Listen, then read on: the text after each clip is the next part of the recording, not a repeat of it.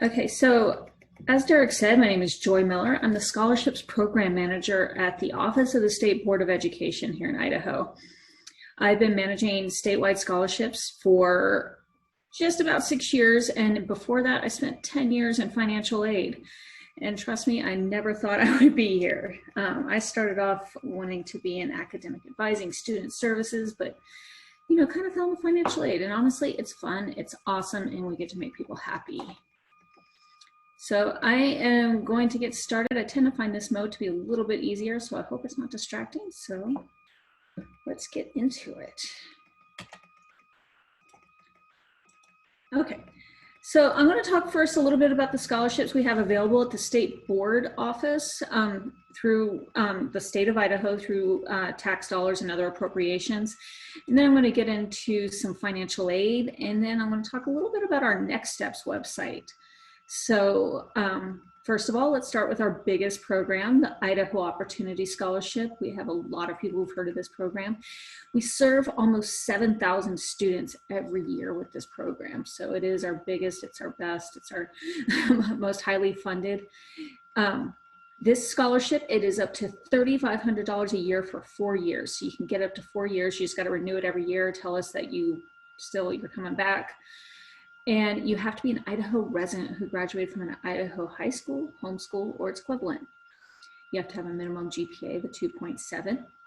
And students are it's a pretty simple scholarship to apply for. It's a simple evaluation. We just base 70% on need, in which we use the information from the FAFSA for that, and 30% merit, which is that GPA. The deadline for the application in the FAFSA is March 1st, but we tell students to do it as soon as possible, just because you don't want something to go wrong when you're trying to do it at 11:45 on March 1st. So just go ahead, get it done. It's a simple application. It won't take you very long at all. Sorry, I lost my train of thought. So, and we usually have several thousand applicants every year, and we rank about 4,000 to 5,000 applicants, and then we select usually about 2,000 to 3,000. So it's a pretty big program.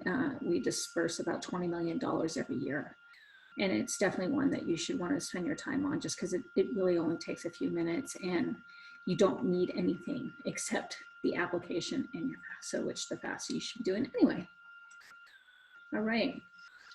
So the next one I'm going to talk about a little bit is the Idaho Opportunity Scholarship for Adult Learners. So it's similar to the Idaho Opportunity Scholarship. It's just kind of a different flavor of opportunity. It's still up to $3,500 each year. But this is for those students who have some college, no degree. So at least 24 credits, and then they have at least a 2-year gap in their enrollment. So now it's been at least 2 years. They want to come back, they can apply for this. Still have to complete a FAFSA, but they have to complete a FAFSA by the due date, and the due dates are listed down at the bottom of the slide. You have to be an Idaho resident who graduated from an Idaho high school, homeschool, or its equivalent. And this particular type of scholarship, the amounts can be prorated down to half time. So it's not just limited by cost of attendance or other scholarships and grants. It's limited also by enrollment. So that's kind of awesome for students who maybe just want to come back part-time. There's time to get in an application for spring because that deadline is December 1st. Then if you're going to BYUI spring semester, that would be March 15th. And then if you want to start in the summer, that's April 15th. And then July 1st for next fall. So it's a really great program. It's great for those adults who have some college, no degree. They just want to finish up their degree and real fast and get a scholarship to help cover those expenses. So this next scholarship that we have available through the state of Idaho is the Post-Secondary Credit Scholarship. This one is a little bit more complex, not like the Idaho Opportunity Scholarship where all you have to do is an application and a FAFSA. This one is for those students who've earned at least 10 post-secondary credits while attending high school, so typically like dual credits. You must have graduated from an Idaho high school, homeschool, or its equivalent 2016 or later. And there's 3 different levels. So you can get the scholarship for up to 2 years. And if you've earned 10 to 19 credits, you can get up to $1,000 a year for 2 years, so $2,000 total. If you've earned 20 or more, you can get up to $2,000 a year over 2 years, or $4,000 total. And then again, if you've earned an associate's degree or its equivalent, you can get up to $4,000 a year, or $8,000 total. Now, this scholarship is a matching program, so you do have to have another scholarship for us to be able to match.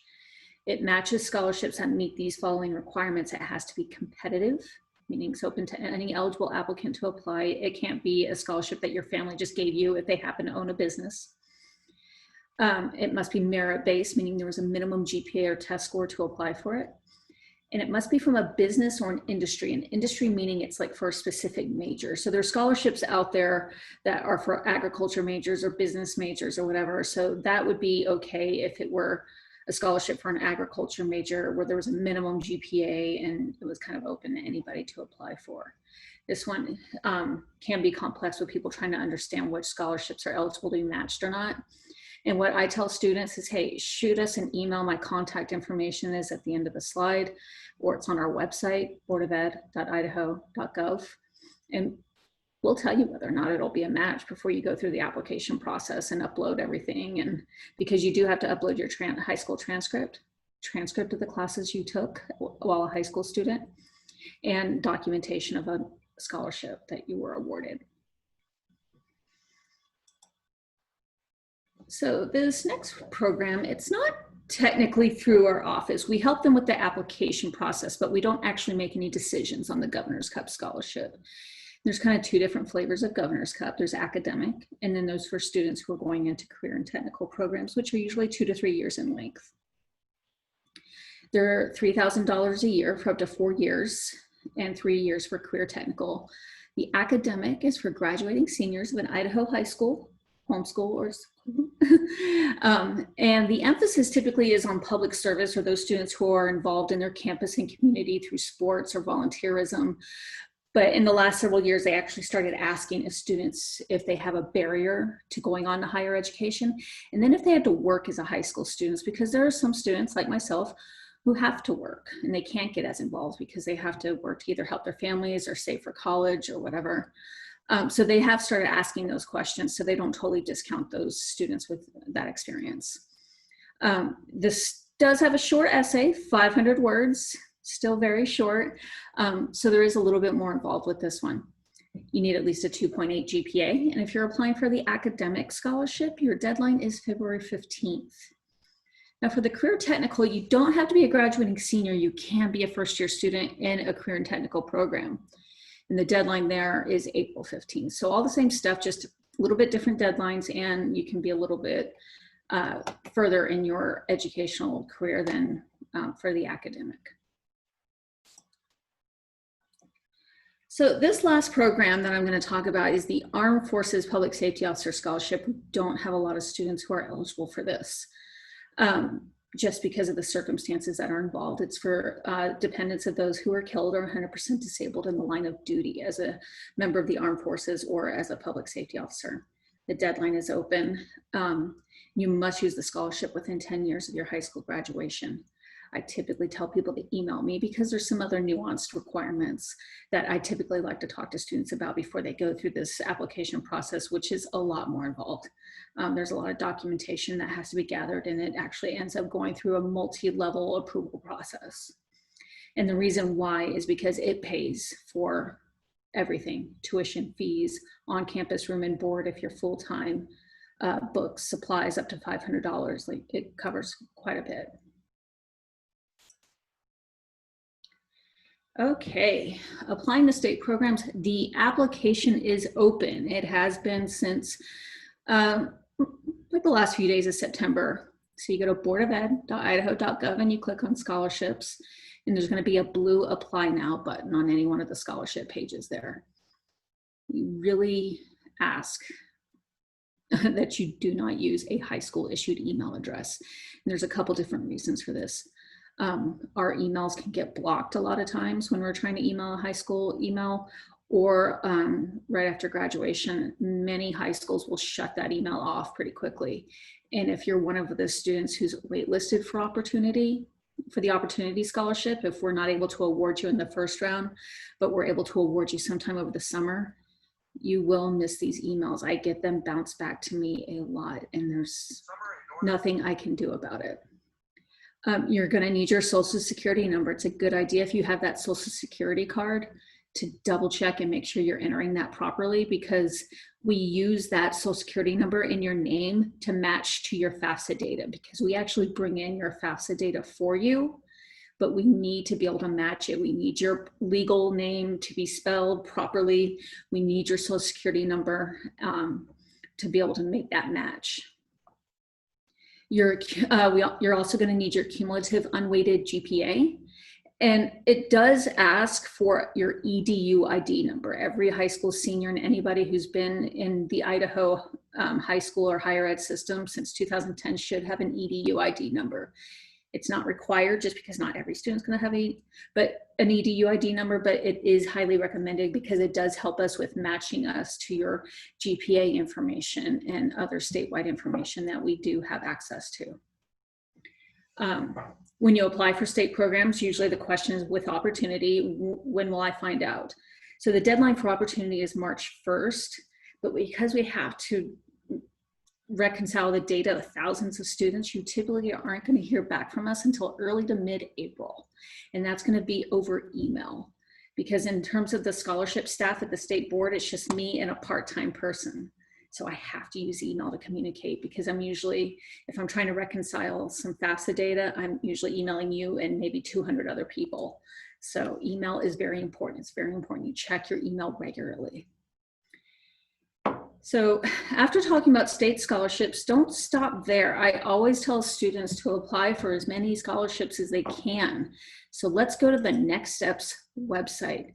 If you haven't gone to Next Steps yet, I highly encourage you to do so. This website is great for anybody. It's nextsteps.idaho.gov. And I have circled there a mega menu that I'm going to show you in the next slide. This is just kind of the first glimpse of Next Steps. So when we go into that mega menu, there are so many different resources available for students. So we have our resource library, which is going to tell you where you can look up any types of articles by topic. So scholarships, careers, major, searching for a major, learning styles, everything. And then there's the Idaho scholarship listing. This is where you can look for scholarships statewide. So this is going to be kind of where you can look and see. I'm not going to say everything, because there are scholarships out there we may not have listed. There are tons of scholarships, and I believe it would be impossible to list them all. But if you are a senior, there are checklists for any grade from 8th until 12th, where what you should be doing to prepare for higher ed. And so you can check these out. If you're a junior right now, you can check out our 11th grade checklist on what you can do to go on. We also have Apply Idaho, where you can apply to any of our 8 colleges and universities, and I think even a couple of our private nonprofit colleges now in one step. So, and you should be getting a letter or an email about that, telling you what institutions you're accepted to. And then you can apply to all of them. And there's also quick links. If you don't have any idea what you want to do after high school, you can check out your future finder, see maybe where your interests are. You have an interest profiler, career clusters, there's a college cost estimator. There are so many resources on Next Steps. So this is the scholarship listing I was talking about. You can sort by area of study, GPA, if it's a match for the post-secondary credit scholarship, which if it is a match for the post-secondary credit scholarship, there's going to be an orange icon right there. So that's what you're going to look for to try and potentially double your money, depending on what scholarship it is. And we try and update this fairly often. Excuse me. So the resource library, this is what this looks like, and you could check any one of these topics: career evaluation, FAFSA, financial aid. It goes down even further, and you can look for scholarships and topics on searching for scholarships. We also have a lot of links to national scholarship search sites, excuse me. And you can look for, you can read, you can probably spend hours on Next Steps reading about everything that there is on our site, on this site. And I just saw this, this is definitions. So if you start hearing words being thrown around and you don't understand, you can check it out here. We'll let you know all about it. I talked a little bit about Apply Idaho. This is what it will look like if you clicked on that Apply Idaho link on the mega menu. Are you ready to apply? Let's get started. And then you can go through and apply for all the colleges and universities you're interested within Idaho. So I kind of like to talk about, when I'm talking to students and parents, I like to talk about scholarship myths, because I still hear stuff year after year that I'm like, wow, that's just not quite true. So scholarships, I hear this one a lot. Scholarships are only for those people with a 4.0, or if you're an athlete. I don't even see why I should apply. Well, this is a story I've shared many times, and I'm going to keep sharing it. I had a terrible GPA in high school. I'm not joking. I'm not trying to make anybody feel better. It was terrible. But I received a scholarship for all 4 years, all of my tuition paid for, because I wrote one essay. So don't think that just because your GPA is not amazing that you can't get a scholarship. There are many scholarships out there that put little weight on GPA or don't even consider GPA at all. So don't think just because you're not in the top tier of your class that you can't get a scholarship. I did have to look a lot harder probably than more students, but I still looked, I still kept pushing, and I did find that scholarship, and I tried my hardest to get it. So scholarship applications take too long. They're not worth the effort. So when I hear that, I think about the time I spent on my essay, and I probably ended up with, over 4 years, $10,000, $12,000 worth of tuition. And I spent about 5 hours on the essay. I worked hard on it. So if you think about that in terms of an hourly rate, I'd say I did pretty well. So I think applying for as many scholarships as possible is definitely worth the effort. And I mean, when I was at the University of Arizona, one student, she received $40,000 one year in scholarships. And it was really just a bunch of little ones.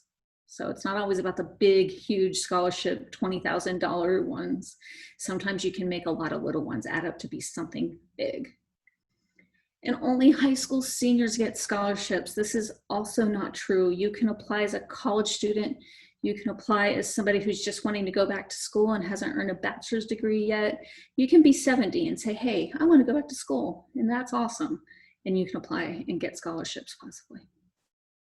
And a lot of times I hear scholarships or colleges will reduce need-based aid if you win scholarships. So what's the point? I mean, I'm not going to get as much money. There's certain types of financial aid that I'll talk about in a minute, such as the Pell Grant, which is an entitlement. As long as you're enrolled in a certain number of credits, they can't take that away from you. Now, some colleges may reduce their institutional scholarships, but that's usually for students who have tons and tons and tons of scholarships. So I would not let that stop you. I would keep looking for scholarships as much as you can. So when do you apply for scholarships? You apply right now. You can start the summer before your senior year. You can start looking around your junior year. I've heard there are scholarships out there that will give them to you as a high school junior. So keep looking, keep pushing. Apply for as many scholarships as you can. I will tell students on our Next Steps website, there is a scholarship tracker, and tell students to write down all the scholarships they apply for and keep up with them. And just to take a couple hours a week and just apply for as many as you can find. And then I think by the time you graduate, you'll see that you've at least made the effort and applied for probably quite a few by that point, if you keep doing just a little bit every single week. How do you get your scholarship money? I hear this question the most. So when you get your scholarship money, it's typically sent to your college or university and dispersed with your other financial aid to what's called a student account. So every college student has a student account where their tuition is charged. If you stay on campus, your residence hall fees, those sorts of, any course fees would be on there. And then financial aid comes in and scholarships comes in and pays that. If there's anything left over, it can be given to you to pay for books, supplies, food, rent, anything you need to keep going as a college student. Some scholarship donors may send you money directly, but you're required to report it to your financial aid office as a resource, so keep that in mind. Don't just take that scholarship money and put it in your bank. You do need to report it. Sometimes you're required to report it because they will make out a scholarship check to you and your college or university. And you do not need to be admitted necessarily before you can apply for financial aid. So when you complete a FAFSA, your free application for federal student aid, you can list as many institutions on there, well, up to 10 actually, but you can list up to 10 institutions on there, but you don't necessarily have to be admitted quite yet. You may or may not hear back from too much from them until you are admitted as a student, but you can still list as many colleges and universities as you want, or up, I don't know why I keep saying that, up to 10. You can take away a college and then add another one if you decide you don't want to go to a college or university. But you can, again, still list anywhere you want to go. I tell students to list as many as they think they might, even if one college or university is a plan D, like, okay, I want to go here, this is my backup, and then you have a few safety, list everywhere because you don't know what's going to happen. And you may have to end up going to maybe an institution you didn't think you would. So, and as long as you list them ahead of time, that's one less step you have during switching colleges. And are your parents responsible for your educational loans? They are not. So there are 4 different types of student loans available to you through the financial aid office. So first one is a federal subsidized loan. The second is a federal unsubsidized loan. Subsidized loan, the federal government pays the interest while you're in school. So if you are going to take a student loan, your federal subsidized loan is the one that you're going to want to take. Unsubsidized loan, the interest does accrue, but you can choose to pay the interest as you go along. There's also private loans, which you would have to have a credit check to be able to qualify for. And there's also Parent Plus loans. So parents would be responsible for the Parent Plus loans. But if you get a subsidized, unsubsidized, or private loan in your name, those are loans you are responsible for. So it's very important that you take out those loans sparingly and be very conscious about how much you are borrowing, because it can be easy to not think about how the balance is accruing. And by the time you graduate, you end up with a whole bunch of debt. So it's very important to keep an eye on that balance if you do decide to take loans. So more about federal aid programs. I've kind of been trying to sprinkle federal aid throughout this presentation, but you can go to FAFSA.gov, or you can download an app, My Student Aid. The federal government, whenever I go to conferences, they're pretty excited about this app. So you guys should check it out. So the FAFSA, the free application for federal student aid, you need to complete this if you want to be considered for the Pell Grant, for federal supplemental educational opportunity grant, loans and work study. And some scholarships may require that you have a FAFSA on file, such as the Opportunity Scholarship. It is open now. It's been open since October 1st, and it's open all the way until June 30th, 2022 for the 21-22 school year. You and your parents need to get what's called an FSA ID. You are going to use this to electronically sign the FAFSA. So be sure before you start the FAFSA, you already have your FSA ID ready to go. This is going to use 2019 tax information. And I know a lot of situations when you go to start college in the 21-22 school year, maybe your family's financial situation is going to be a lot different than it was in 2019.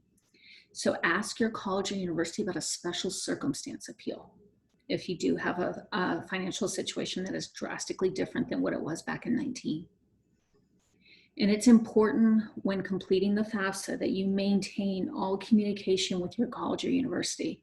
They will communicate with you if there is a reject on your FAFSA, so if there was just something that didn't quite add up, or if it was selected for a process called verification, which verification, a lot of people get selected for it. It's a little like, oh gosh, I got to do this, but it's not scary. You didn't do anything wrong. You just happen to be one of the lucky ones that was selected.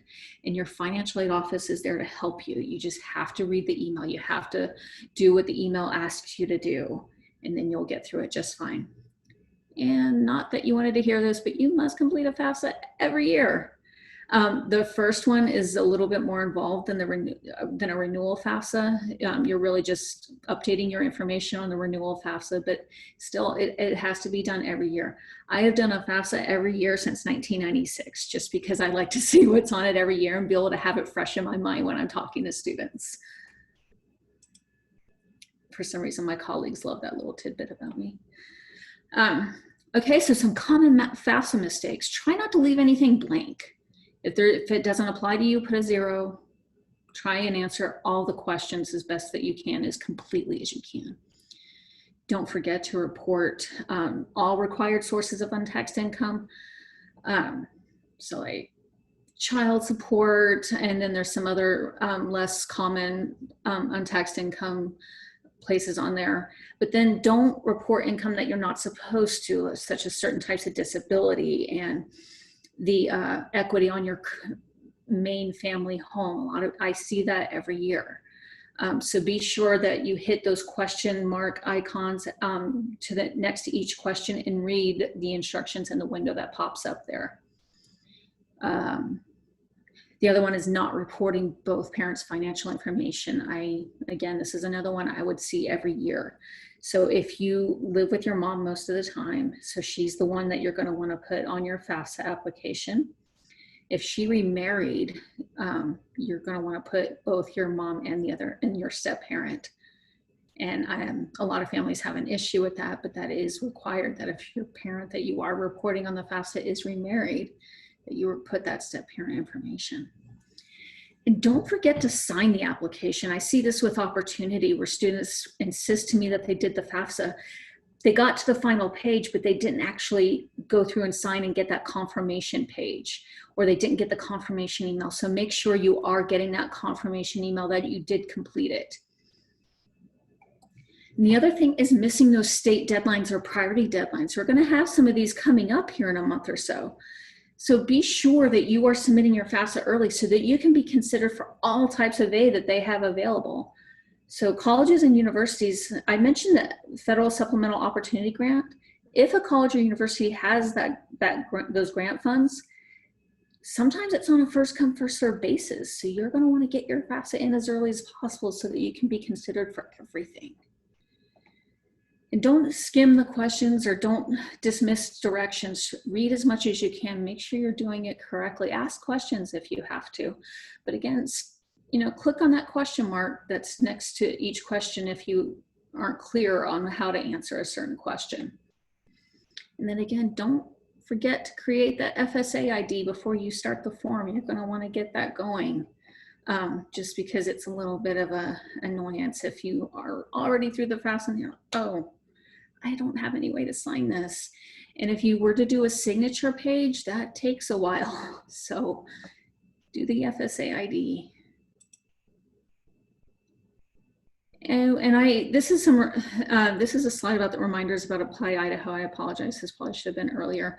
But this is just kind of, again, we ask you not to use use a personal email address, not a school email.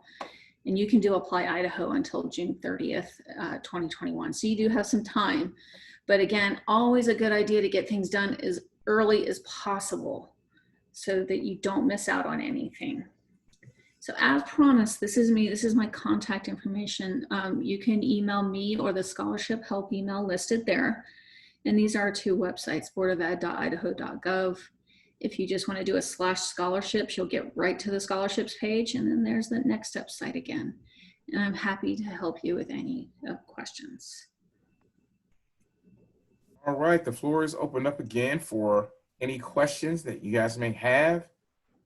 Joy, you've done a fantastic job of answering all the questions that I can think of. And you're so right, there are so many scholarships that are out there. I think I went to college on several small scholarships as well, some essay writing and some oral rhetorical contests and things like that. So they're out there. So you guys get on that. Yeah, and since we do have a few minutes kind of outside of the presentation, that's one thing I can't stress that enough. Apply for as many as you can, because those little scholarships can really add up, as you probably know, Derek, to quite a bit. Definitely. great opportunity to go to college and have a little money in your pocket as well. So I encourage that as well. All right, let's see. Any questions? Any other questions?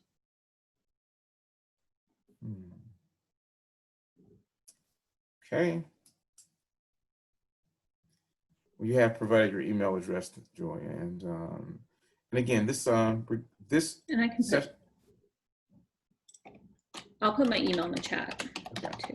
Fantastic. You can do that. All right, here we have one question. Do any of the scholarships require you to attend college in state? So all of our state of Idaho scholarships, that is a great question. I'm sorry I didn't say go over that, but all of the scholarships through the state of Idaho, you do have to attend one of the 11 colleges and universities. So that's the 4 public four-year universities, the 4 community colleges, College of Idaho, NNU, and BYUI.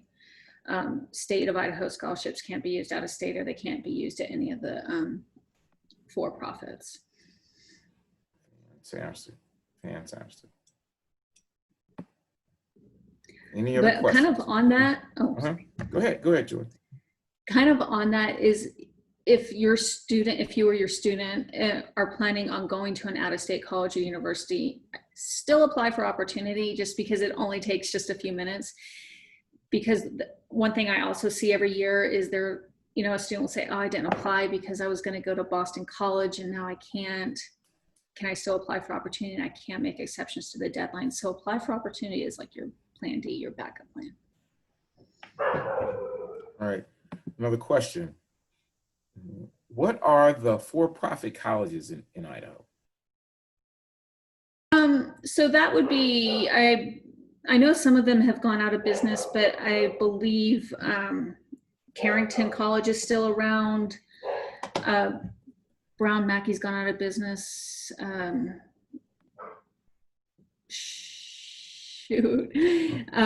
then a lot of them were like Paul Mitchell School of Hair Design. So like the hair and beauty schools, those would also be for-profits. And there was another one I was trying to think of, but I also think they're actually gone. They're not around anymore either.